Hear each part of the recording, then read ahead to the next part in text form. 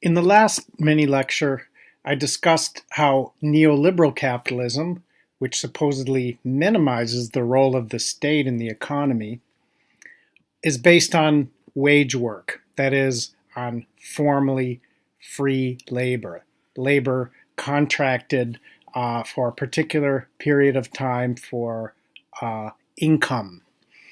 Now, in this lecture, we'll look at the other side of that, the employers, in the form of private companies, or in general terms, free enterprise.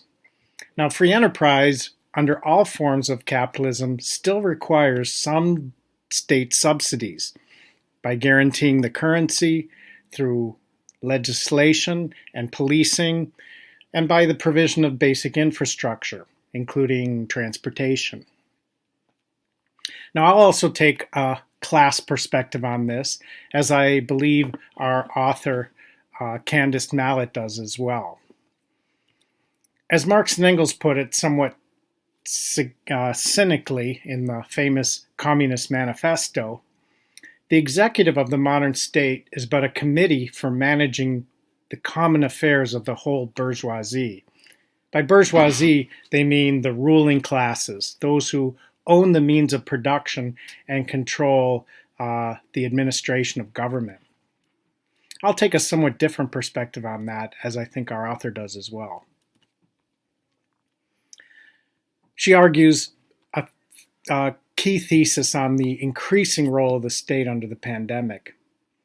The reaction by the state is far different in that way in responding to the pandemic than it was in 2008, but with proposals to spend billions of dollars bolstering the private sector, the protection of private interest over public interest remains the same.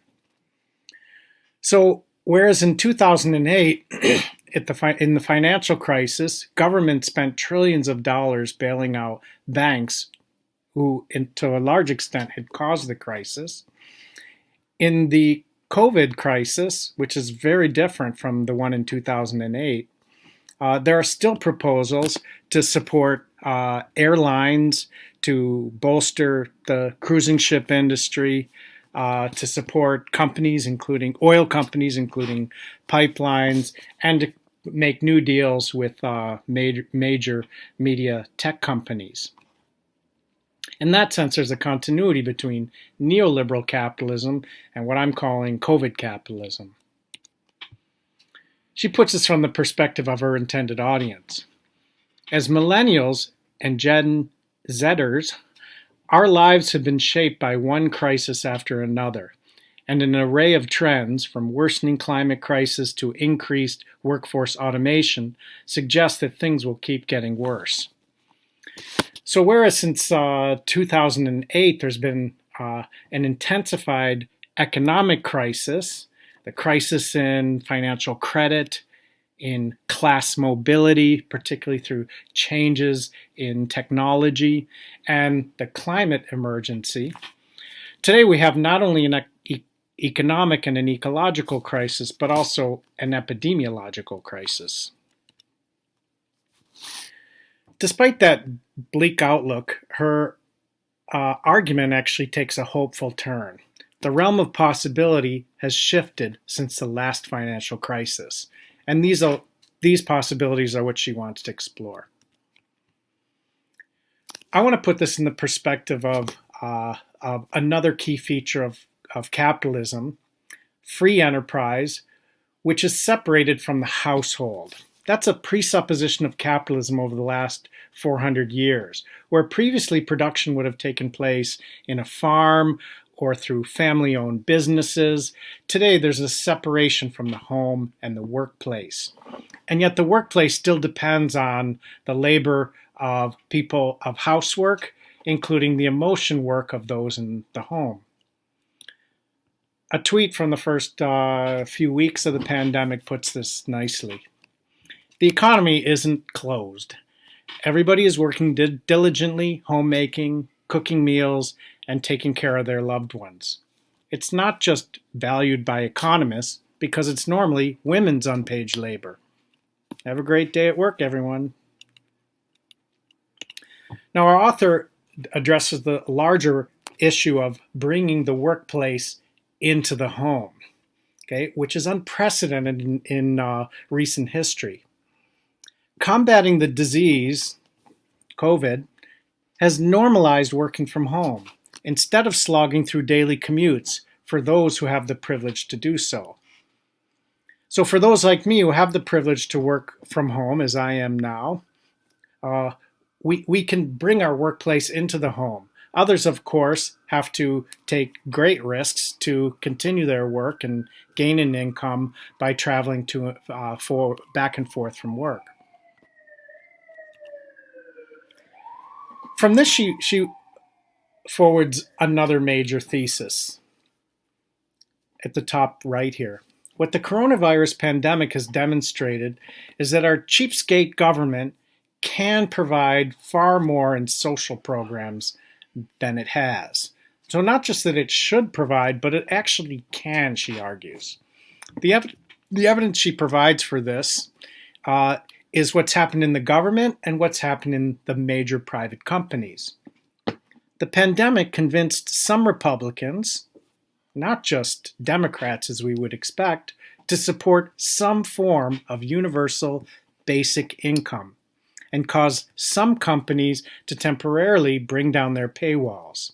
So not just in the state and the government, which is already considering some kind of basic universal income, but also companies are at least temporarily bringing down their paywalls. She mentions, for example, Adobe Reader, Acrobat Reader, which has allowed her to work at home as a freelancer. We might also think of social streaming services, which have become free, as well as access to magazines like Teen Vogue, where this article appeared. As further evidence, she registers a complaint that the government could do far more. And ultimately, the grand or so that the Trump administration is offering to send all of us in the next month amounts to crumbs. That was about $1,200, $1,300, I believe. And of course, it's a far cry from what people have been able to access here in Canada with the Canada Emergency Response Benefit, as well as a variety of other kinds of support to small businesses, to other unemployed people, as well as to seniors.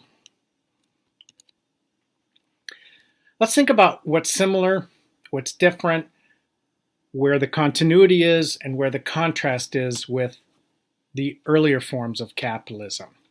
19th century capitalism made the following kinds of argument. Again, a tweet from the early weeks of the pandemic. We can't get rid of slavery. The economy will collapse. Now, it was the argument made by slave owners in the 19th century America, and yet with the abolition of slavery in favor of wage work, the economy eventually, in fact, immediately thrived. We can't get rid of child labor. The economy will collapse. We can't have 8-hour workdays. The economy will collapse. Well, in the 19th century Britain, where Marx was studying and living, in fact, factory legislation did get rid of child labor after decades of struggle. And there was an achievement of an 8-hour workday after decades of an almost unlimited workday from 20 to 16 to 12 to 10 and finally to 8 hours, an 8-hour workday. What? The workers want 2 days off a week? Don't they know the economy will collapse? Now, of course, now we have a guaranteed weekend, and we have, not to mention paid sick leave and paid vacations. 21st COVID capitalism is raising all of these questions in an intensified form, and largely through questioning the relationship between home life and work life, what I'm calling the housing work nexus. From her particular point of view, she writes, "My rent is due in less than 2 weeks. How does this current crisis offer a chance to reflect on the longer-term crisis of affordable housing? And what can we do now to build a movement for change?" She looks to the government for where we can make new demands in order to provide affordable housing, particularly for people without work. Legislators are taking steps to put evictions on hold, and federal regulators are ordering a break on mortgage payments.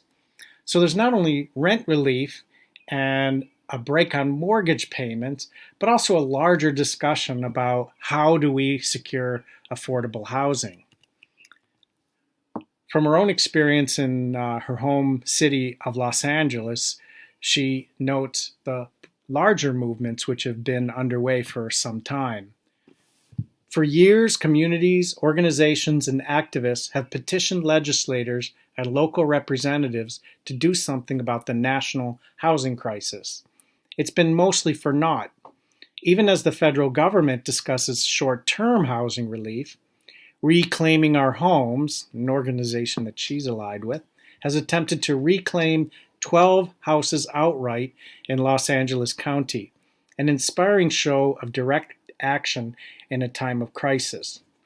Now, we might think of similar attempts here in Vancouver, elsewhere in Canada and North America, and raise the larger question. If homes can be made into workplaces, as we've experienced in the last few months, can empty houses, vacant hotels, and workplaces be turned into homes? And what would that mean for the structure of inequality, which is enforced through rental and mortgage legislation?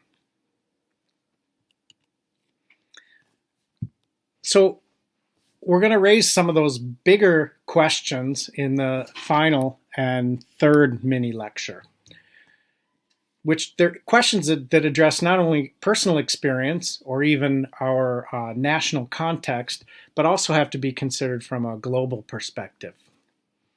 She writes, as many of us have long questioned the idea of working our lives away to pad a company's bottom line, the pandemic has given us a glimpse of what an anti-capitalist society could actually look like.